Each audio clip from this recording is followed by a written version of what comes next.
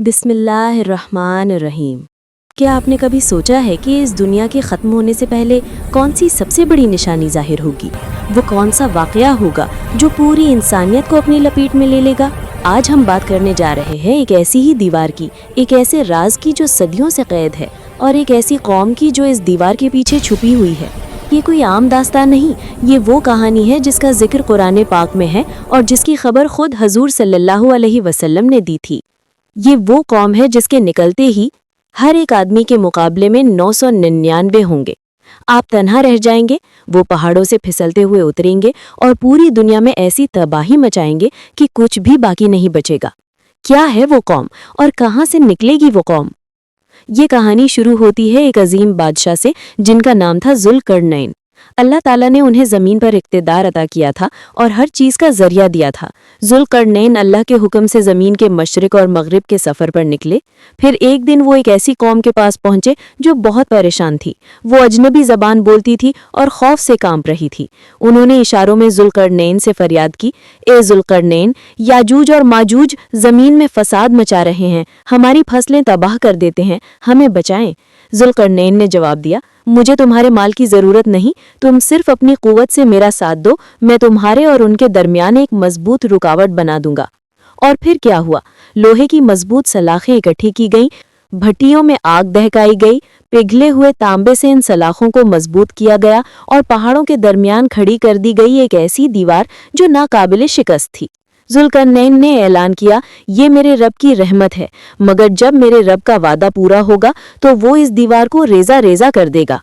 और फिर याजूज और माजूज कैद हो गए, लेकिन सिर्फ आर्जी तौर पर। नबी करीम सल्लल्लाहु अलैहि वसल्लम ने फरमाया, याजूज और माजूज हर रोज़ इस दीवार को खोदते हैं, यहाँ तक कि जब वो सूरज की रोशनी देख लेते हैं तो कहते हैं कल आकर बाकी काम पूरा कर लेंगे, और जब वो कल वापस आते हैं तो दीवार पहले से ज़्यादा मजबूत होती है।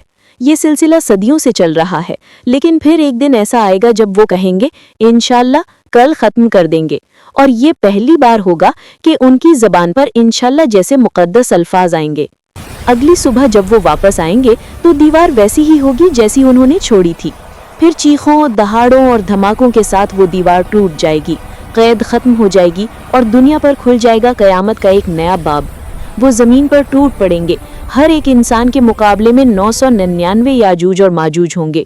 वो झीले तबरिया का सारा पानी पी जाएंगे, उनकी इतनी भीड़ होगी कि आखिरी शख्स कहेगा यहाँ कभी पानी था।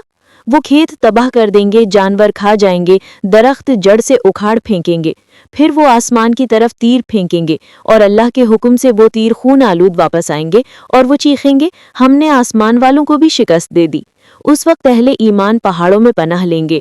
हज़रत ईसा अलैहिस्सलाम अपने साथियों के साथ दुआ करेंगे, ए परवरदिगार हमें इनसे निजात दे। अल्लाह की तरफ से उनकी गर्दन में एक कीड़ा भेजा जाएगा और सिर्फ एक ही रात में वो सब के सब ऐसे गिर जाएंगे जैसे जंगल में सूखे पत्ते गिरते हैं। फिर अल्लाह परिंदे भेजेगा जिनकी गर्दनें ऊँटों जैसी होंगी। वो तमाम लाशें उठाकर अल्लाह के हुक्म से समंदर में फेंक देंगे। फिर मूसलाधार बारिश होगी और ज़मीन को इस कदर साफ कर देगी जैसे कभी कोई फसाद हुआ ही न था। इसके बाद ज़मीन ऐसी पैदावार देगी जैसे पहले कभी नहीं दी। इतना बड़ा अंगूर के पूरी कौम खाकर सेर हो जाएगी, इतना बड़ा अनार के पूरा ख़ानदान इससे पेट भर लेगा। लेकिन दोस्तों, आजमाइश अभी ख़त्म नहीं हुई। इसके बाद एक हौलनाक जानवर नमूदार होगा, इतना ऊंचा कि उसका सर बादलों को छू ले, इतनी तेज़ नज़र कि वो आपकी रूह के राज पढ़ ले, और वो आपके माथे पर ऐसी मोहर लगा देगा जो जाहिर कर देगा कि आप मोमिन हैं या काफिर। सवाल ये है कि वो जानवर कहाँ से निकलेगा, उसका नाम क्या होगा और ये कब जाहिर होगा? इन सवालों के जवाब जानने के लिए हमारी अगली वीडियो ज़रूर देखें। अगर आज की वीडियो आपको पसंद आई हो तो लाइक बटन ज़रूर दबाएं, चैनल को सब्सक्राइब करें और घंटी आइकन को ज़रूर दबाएं ताकि आप हमारी अगली वीडियो से फौरी तौर पर आगाह हो सकें। अपनी राय कमेंट्स में ज़रूर बताएं। अल्लाह हाफिज़।